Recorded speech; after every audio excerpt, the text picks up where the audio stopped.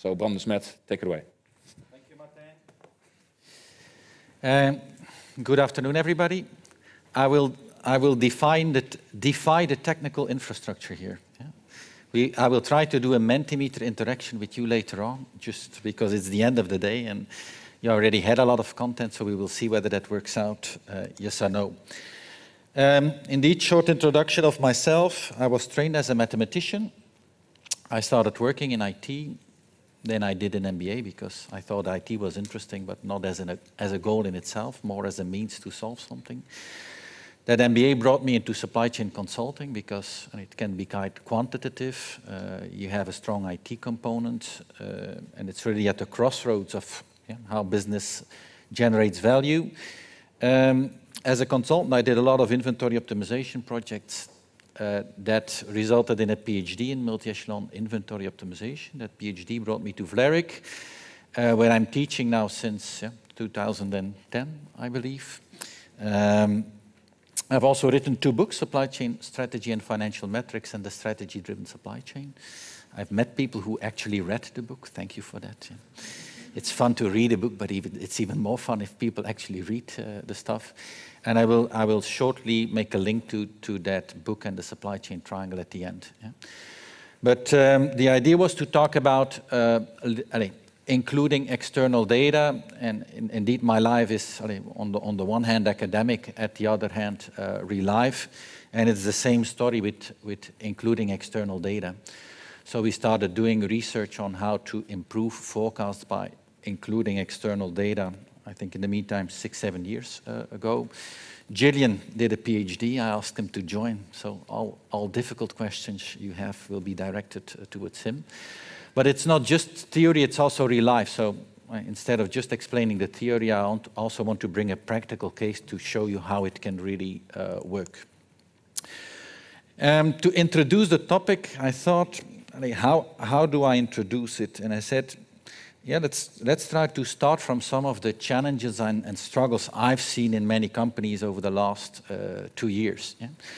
And on the one hand, over the last 2 years, at some point in time, a lot of companies had much more demand than they had in the past. Yeah? So, and it was not 5 or 10% more, but it seemed like 20, 25, 30% more. And I saw a lot of uncertainty. Yeah? I saw a lot of questions like, okay, but what's really true demand or consumption, or what is hoarding or stock build-up by customers? And what of that which part of that stock build-up is driven by shortages? There were a lot of shortages in the market, so the motto was really buy whatever you can get. Then we had inflation, so part of the hoarding and the extra buying was also driven by future price increases. But I saw a lot of confusion on where are we, where is the demand going at, and I saw a lot of uncertainty. Yeah? And I think many of you have been here on the high side, and then we came into some kind of economic crisis, so all of a sudden the demand started collapsing. And here again I saw a lot of uncertainty. Yeah, but what's now happening? We were doing a project for a premium bike manufacturer and reseller, and over the past 2 years they couldn't produce enough. Basically everything they could have produced would have been sold.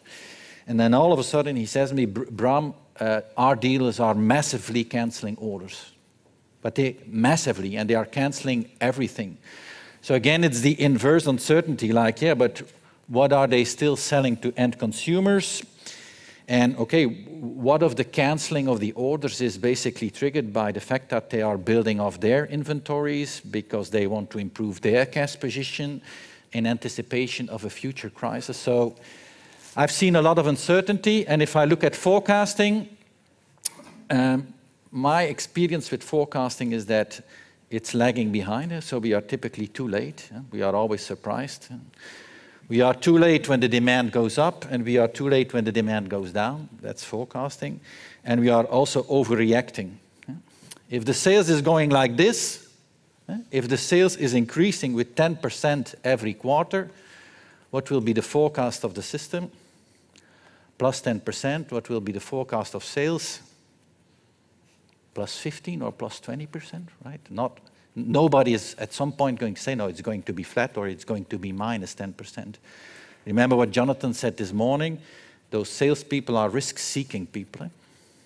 So you know what type of answer to expect. So we are lagging, we overreact, and I think we have a tendency to extrapolate recent history. That's what traditional systems are doing. That's also what our human brain is doing. If I show this, that's what you will do. So, okay, that's one event. Again, if I look at companies and the question, where are the markets going or where is the demand going, my feeling is that many companies have lost track. Basically, we no longer know. And why is that? Yeah. If it's only once, we still survive.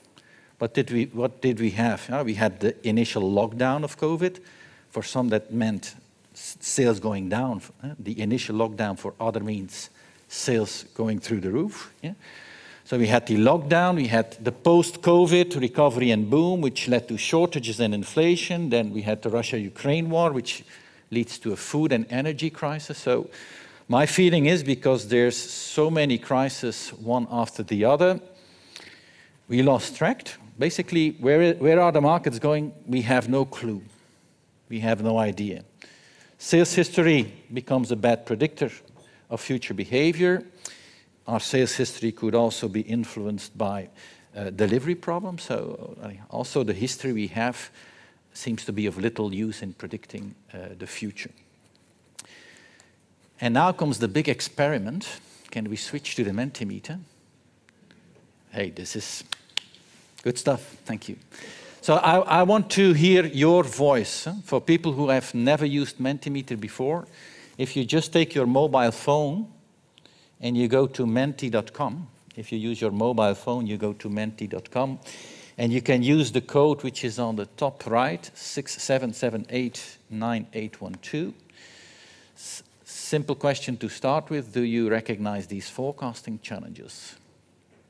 So you can go to menti.com using your laptop or your mobile. Yeah.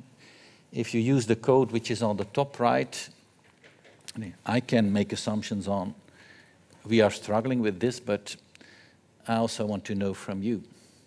So are we struggling? Do you recognize the challenges? Most people seem to agree or strongly agree. Which forecasting challenges did you experience the last 24 months? So I've mentioned a couple, but which forecasting challenges did you experience? All. Yeah. Lead times, disruptions, high stock, shortages in supply. Now we need to scroll down. That's difficult remotely. Yeah, if you just go the arrow down, yeah, that's good. COVID war. Well, semiconductor shortage. The question is here, what are really supply problems? Right? So maybe we forecasted right, but we didn't get the materials we wanted. Black swans, yeah. Disruptions, front loading. Yeah, so front loading, I would interpret it as, yeah, the demand shifted in time or something like that. So maybe we were still okay about the volume, but the timing became more of an issue. Yeah, lead times, or maybe predicting the lead times. That's maybe what you mean. Like, yeah, when are we going to get the products, right? Can we switch back to the presentation? Thank you. How can external data provide value? Well, the research, again, we started 6, 7, 8 years ago. We first did a couple of master theses, and then we did a first PhD, and then Gillian further refined that. The idea is simple. Can we find leading indicators? Like, okay, can I find indicators which are leading in the sense that if the indicator is going up, my sales will be going up 2, 3, 6, 12 months later. If the indicator flattens out or the indicator starts declining, yeah, that tells me that my sales will flatten out and decline 2, 3, 6 to 12 months later. That's the idea of leading indicator forecasting. Yeah? There is a lot of data available. Yeah? So we have connected to Federal Reserve for the US, to Eurostat for Europe, to China Bureau of Statistics for China. So all the data is there, it's freely available. You just need to connect to it. Yeah?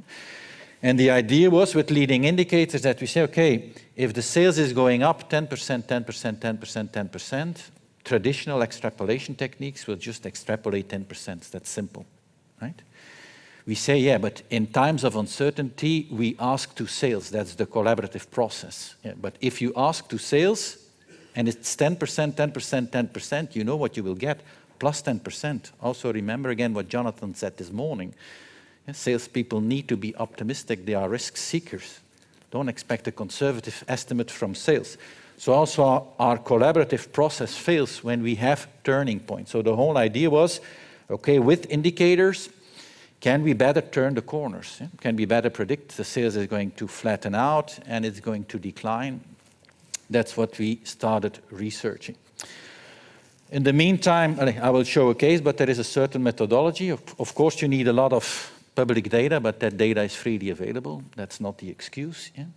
You need some statistics to do the matching, like, okay, we had a collaboration with Lancaster University, and they have a forecasting center of excellence. And one of the professors told me, he said, Bram, you're crazy. Right? You're looking for a needle in a haystack. I will try to show later on, like, okay, maybe I'm crazy, but it's not impossible to find a needle in the haystack. So we should at least have the courage to see, okay, what type of statistical techniques have you available to match the indicator data to our sales data.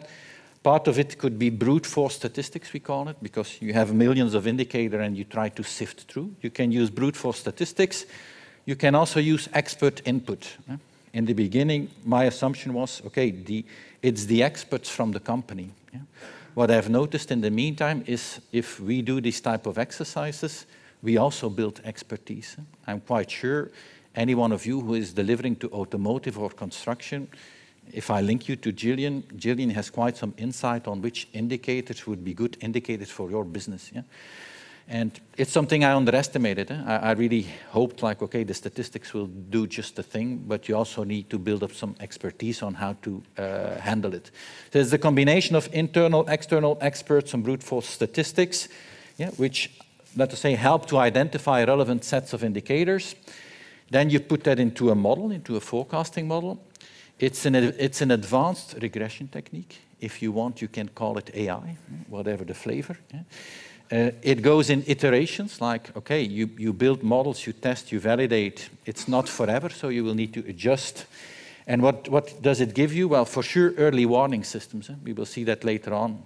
Orange lights, like, okay, something's coming up here, right? Something might be changing. So it gives you early warning systems, and it also gives you scenario capabilities. Yeah? If an indicator is only leading for 3 months, yeah, you can predict the next 3 months, but not month 4, 5, 6. But there you can do scenarios and say, okay, what would happen if that indicator further evolves in this direction? Or what would happen if that indicator would go into that direction? It's the same with weather. Yeah? I cannot predict the weather of next year. But if I know what is the sensitivity of my products to weathers, I can start building scenarios. Yeah? What if next summer would be the same summer of 2022? Or what if next summer would be a summer like 1998, which maybe was a different summer? So once you know, let's say, the correlation and the relationship, you can start building scenarios, yeah, which leads to more insights. The project I will talk about is from a company called Solvay, which is a chemical company, diversified company. One of the divisions, specialty polymers. And in general, I would say, well, anything which is linked to cyclic businesses is a good candidate to use leading indicators. So if you are linked to automotive, automotive tends to go in cycles. If you are linked to construction, construction tends to go in cycles. This is where this typically works quite well. So what is the project we did? Okay, we started with an analysis phase. What is the analysis phase? Yeah, give us the data. Let's start sifting through indicators to see which indicator sets could potentially provide a good fit. Let's start building a forecasting model. I will show the model later on. Yeah? And then you see here a kind of a proof of concept or an operational use. So during 1 year, we use that initial forecasting model to predict the next 3 months, because the longest indicator or the shortest indicator had a lag of 3 months. And the idea was really to validate, okay, let's build a model and let's just follow month after month. What is the sales forecast saying? What is this leading indicator forecast saying? And which one of the two is more correct, or what can we learn from that? This is one of the time series we analyzed. It's automotive. It's a kind of resin. I think that's polyprop, and we are in the Americas. Yeah? And this is the sales history. So if you filter out, let us say, some month-on-month variation, on the one hand, you see that there was a long increasing trend, and then you see trend changes. So all of a sudden, the sales started declining here. Then it started declining further. This is basically the COVID issue. And then we come out of COVID. We come out of COVID quite rapidly and quite drastically. And then all of a sudden, we see that the sales is declining again. So also a good candidate to apply this external data is a time series where there is a lot of turns. If it's just a straight line, then you don't need leading indicator forecasting. See? If it's just a straight line, my kids can also make the forecast. So we exclude that one. The tricky thing is that, okay, we started the project that was in the previous slide. We started the project beginning of 2021, and we really started generating our first forecast around April. So what we didn't know yet was there was going to be a turning point, and it was going to be there quite quickly. So now we know that sales all of a sudden started declining, so I want to replay the movie with you. Were we able to detect that decline, yes or no?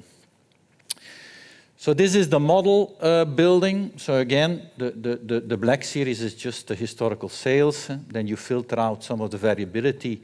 So the red curve is like the underlying trend. You see some trend changes. And then we match with indicators. So the green line is basically based on 2 indicators. It is something delivering to the automotive. So what pops up, total vehicle sales and domestic auto inventories pop up as relevant indicators. Total vehicle sales with a lead of 3 months, domestic auto inventories with a lead of 11 months. But of course, if the 2 are there, it's the shortest indicator which limits the model. So if this one has a lead of 3, we will be able to forecast 3 months ahead. That's also what you will see later on. I prefer simple models.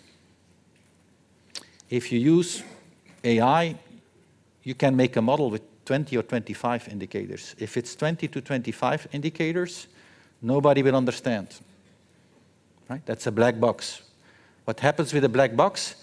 People trust it as long as it's providing the perfect forecast. The moment it's no longer providing the perfect forecast, the black box will be removed and will no longer be used. So I prefer models where people understand why the model is behaving in a certain way. Why is it behaving in a certain way? Well, it's basically based on these 2 drivers here. So it's modeling the demand drivers, as was also introduced this morning. So, okay, based on that forecasting model, it's a bit small, but you would basically see that at the end of April, we make our first forecast. So we have a forecast for May, June, and July. I think that's the small green line here. And then we have a second forecast, which is at the end of May. We can make a forecast, at the end of May, we can make a forecast for June, July, August. This is the leading indicator forecast. This is the sales rep forecast. So what are the sales reps doing? You can't blame them, right? So if this is the sales, this is the sales. Remember, we more or less come out of COVID issues. Sales is all of a sudden picking up. What do we predict? Of course, we predict an increase. What is that leading indicator forecasting telling us? Like, hold your horses, right? This doesn't seem to go that direction. It seems to be more or less flat instead of going that direction. Yeah? And Okay, so this is just dummy data, but we try to provide some insights on, okay, what's the sales rep forecast, what is that leading indicator forecast. And yeah, this is the full simulation, where we basically again see, okay, so we see a kind of a rebound, then we see the sales declining. So the green forecast is the sales rep forecast. So you see that that sales rep forecast is adjusting, but as I said in the beginning, it's too late. And also we overreact, so you see some kind of crazy peak over here, like, I mean, if it's 10, 10, 10, the sales forecast will be plus 15, not plus 10. So we tend to overreact. Yeah? And if you look at that lead, so the black curve here is like the trend on the actual sales, and that red curve is the trend based on the leading indicators. If you look at the forecast accuracy, the first time I saw that, I told the team, I said, this is shocking, it's dramatic. Yeah? This is not a marginal improvement. So this is the forecast accuracy, 66% for the sales rep forecast. It's 90% for the leading indicator forecast, and the dots are the biases. So the bias on that leading indicator forecast is minus 4%. The bias on that sales rep forecast is plus 30%. And this is the same, but it's just month over month. So again, the gray bars here is the sales rep forecast. So you see a consistent over forecasting. Yeah, the fact that the error is so big also has to do with the trend change. But okay, this is where it becomes more extreme. Yeah, so when the trend is going down, all of this ends up in excess inventory. Yeah? You've been ordering stuff, you've been producing stuff, it will all be there because it will not be sold. Eh? And you see that live forecast, in a certain sense, is a good sign. Eh? Sometimes the forecast is a bit too high. At other moments, the forecast is a bit too low. But in general, that's what you would expect from a forecast, that it oscillates against zero. And that's the forecast accuracy. So you do see that it's consistently better, especially when we are taking those turns or taking those corners. Can we switch to the Mentimeter again? Because I want to hear from you. Do you use external data in your S&OP forecast? Let's take the S&OP forecast. And do you think using external data makes sense?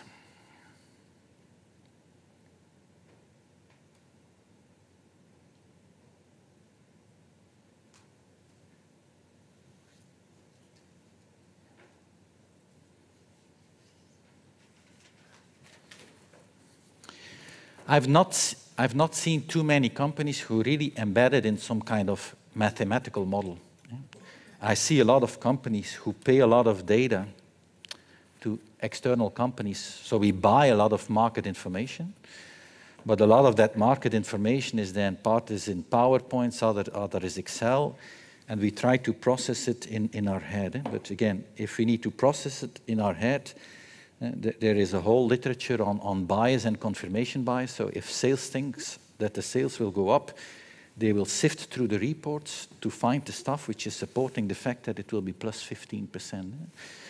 So I've not seen too many companies really do it in a quantitative way, and I'm very happy to see that most of you think it makes sense.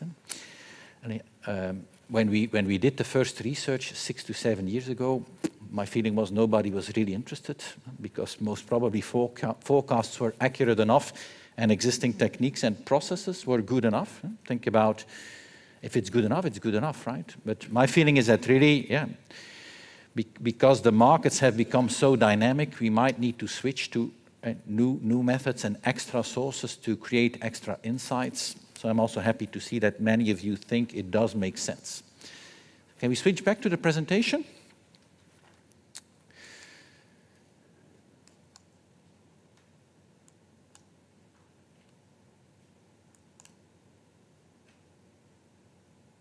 Okay. We can talk about the forecast model. We can talk about forecast accuracy. What else do you get from this type of insights? At some point in time, we did a bubble analysis. What's a bubble analysis? It's more or less a supply chain analysis. One of the discussions which came up with Solvay was that they said, okay, we are here Solvay. We are supplying to molders which do injection molding. Those molders are basically supplying to first-tier suppliers. There was one on the stage here this morning. These first-tier suppliers are delivering to vehicle manufacturers, and we are looking at the US. In the US, dealers keep a huge stock of finished product cars. So it becomes a relatively long chain. So one of the questions was also like, okay, when they really saw that that indicator model was predicting something different, they tried to better understand what's going on in the chain. Yeah? So the question was, can we find proxies? Yeah? So can we find data on this part of the chain, on this part of the chain, on this part of the chain? Well, the example is, yes, you can. You can find data on vehicle sales. You can find data on motor vehicle assemblies. You can find data on industrial production of motor vehicle parts. So if you start mapping your supply chain and you try to understand what is the activity at different steps in the supply chain, that type of data is available. It's a matter of doing the exercise and trying to understand and investigating. And this is a busy slide, also probably unreadable, so I put some extra marks here.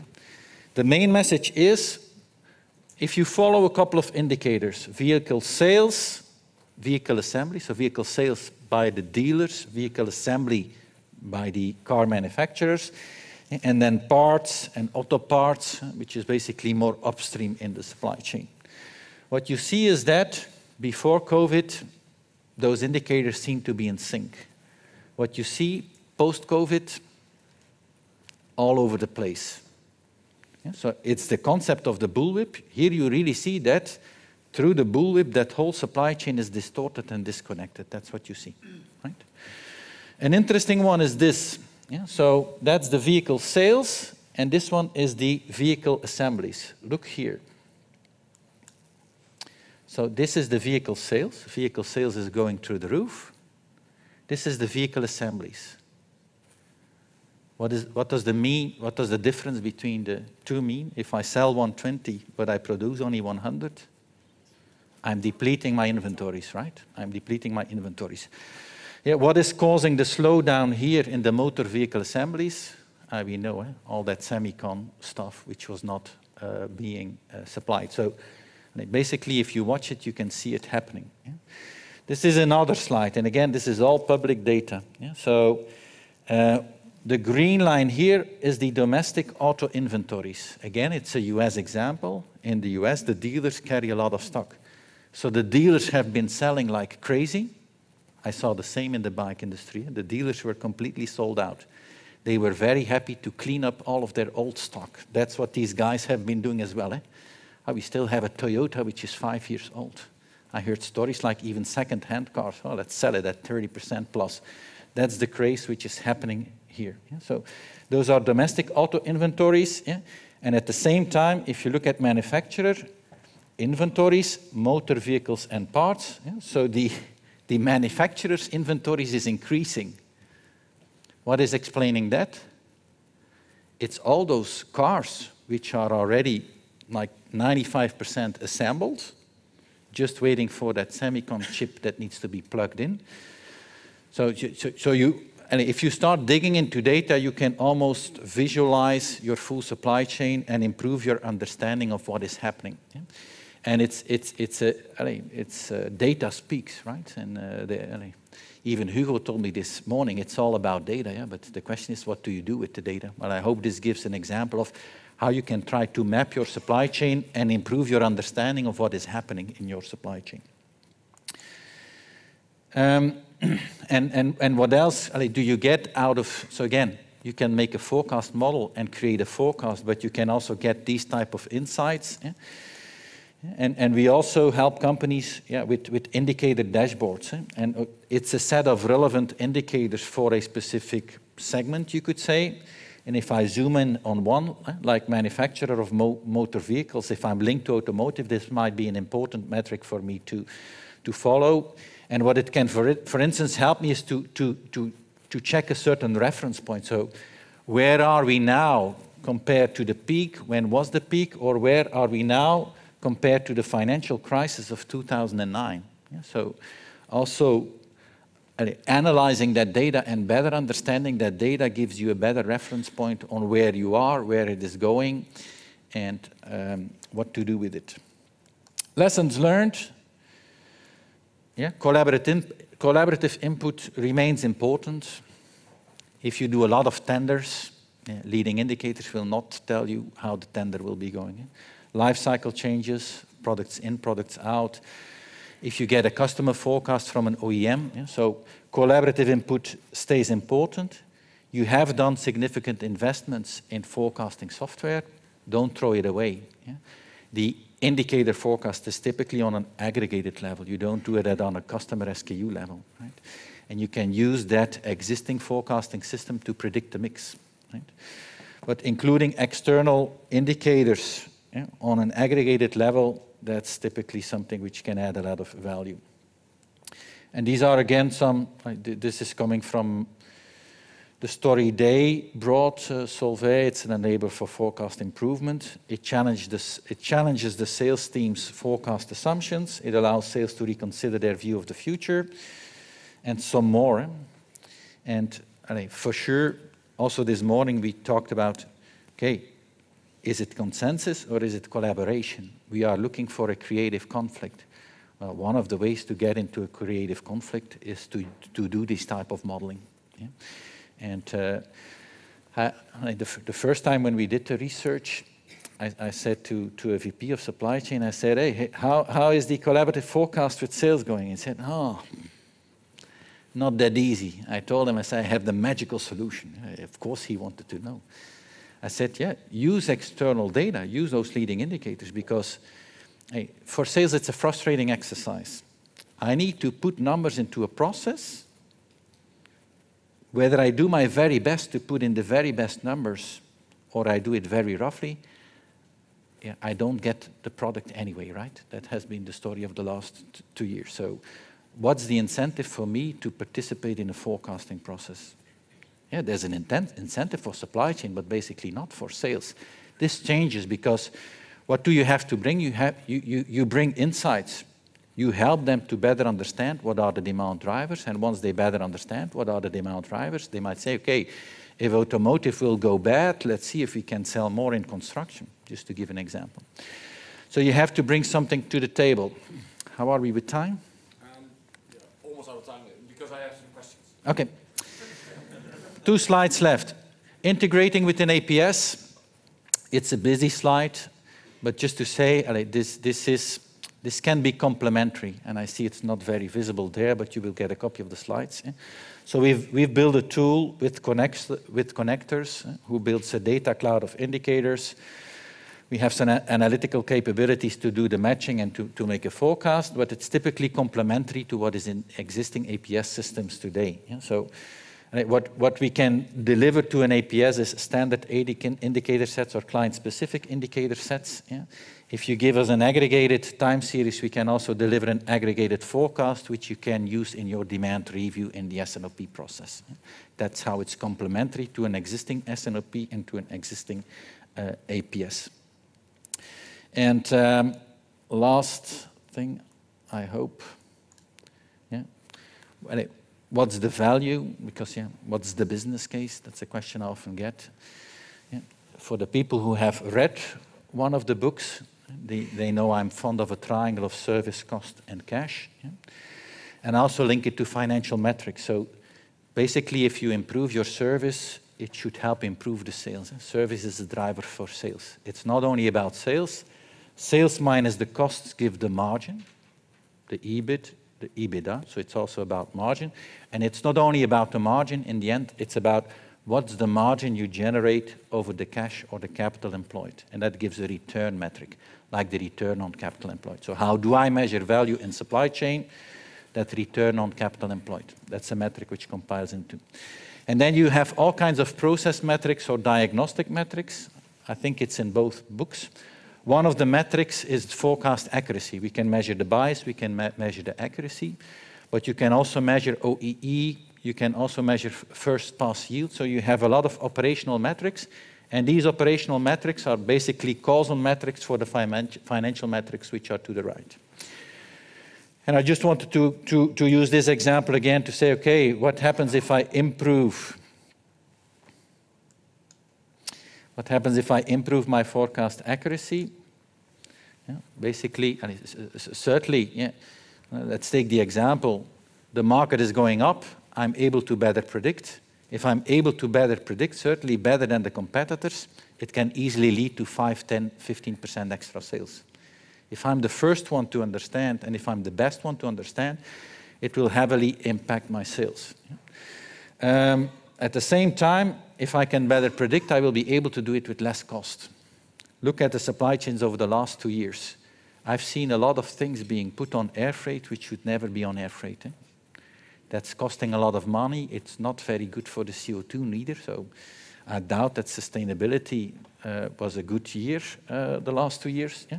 So it is impacting the cost. Well, if it's improving the sales while reducing the cost, it has a double impact on the margin. And typically, more accurate forecasts, better planning, also allow you to do all of that while reducing your inventory.